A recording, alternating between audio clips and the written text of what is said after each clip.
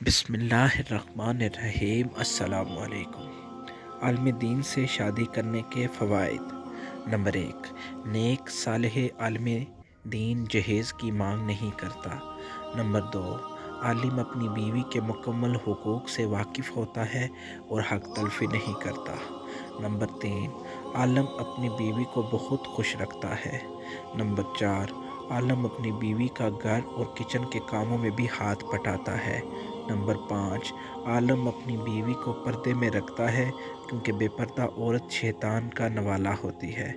Number 6, आलिम अपनी बीवी की दुनिया और आखिरत दोनों का ख्याल रखता है, इसलिए उसको दीनदार बनाता है, नमाज रोज़े की ताकीद करता है।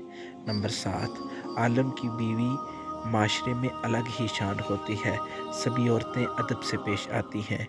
नंबर 8, आलिम अपनी बीवी की तलख बातों पर जल्दी गुस्सा नहीं होता, अगर होता भी है तो बहुत जल्द अपने गुस्से पर काबू पा लेता है।